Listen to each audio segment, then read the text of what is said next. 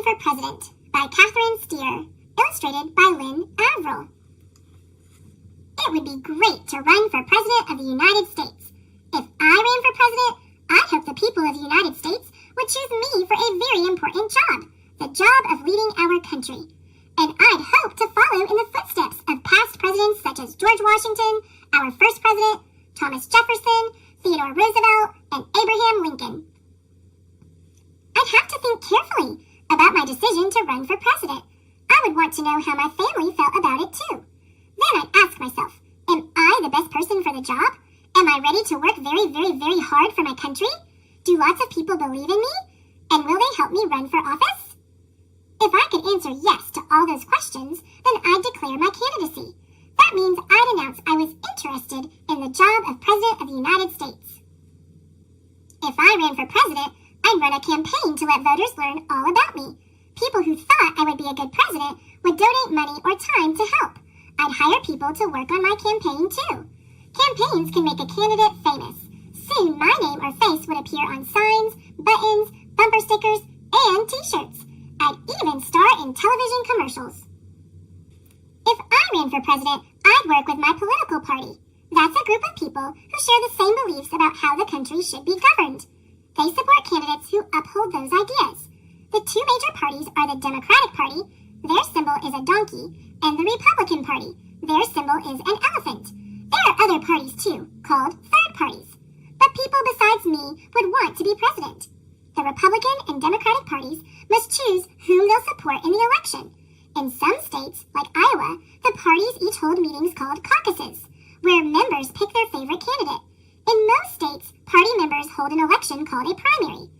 Caucuses and primaries show which candidates are popular with voters and who might have the best chance of being elected president. The first primary is held in New Hampshire in the winter before the presidential election. I'd be sure to visit there, but I'd have to bundle up. In the summer before the election, the political parties announce their candidate for president. The major parties make this announcement at meetings called conventions. Each state sends delegates to the convention. Delegates vote for the candidate who is most popular in their state. A convention looks like a big celebration, full of cheering and chanting, balloons, and confetti. Millions of Americans watch the excitement on TV. By the time of the convention, everyone usually knows which candidate will be chosen, but the delegates still hold a vote. If my party chooses me to run for president, I'd make a speech to get everyone excited about helping me win. I'd tell the American people about my platform, my plans and ideas for our country. My running mate would make a speech too. That's the person who'd be my vice president if I became president. If I ran for president, I'd be invited to debate with other presidential candidates. A person called a moderator would ask us questions. People across the country would listen carefully to our answers.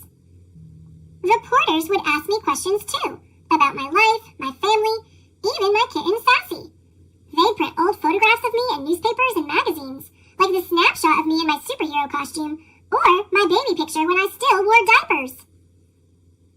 If I ran for president, I would travel the country to meet lots of people. I'd have my own campaign bus or airplane to take me from place to place. Inside, there'd be comfy seats, perfect for checking out the news, writing speeches, and thinking about how to solve the nation's problems. I'd take naps too. I'd need the extra rest. Finally, in November, Election Day would arrive. If I ran for president, I'd be nervous and excited. On Election Day, millions of voters from across the country go to their polling places to cast their ballots. That's another way to say that they vote. In our country, people vote in private. No one but you knows how you voted, but I know I'd choose my favorite candidate, me. Once the voting is finished, officials count up the ballots. Then comes the announcement on the television, radio, in the newspapers, and on the internet. People everywhere find out who will be the next president of the United States. I'd stay up late and keep my fingers crossed. On January 20th, I'd say the words of the oath of office and be sworn in as president. On that day, my inauguration day, there'd be a parade and a fancy ball. Then I'd move into the White House in Washington, D.C., to begin my 4-year term as the President of the United States of America. And what would I do when I became president? Well, that's another story.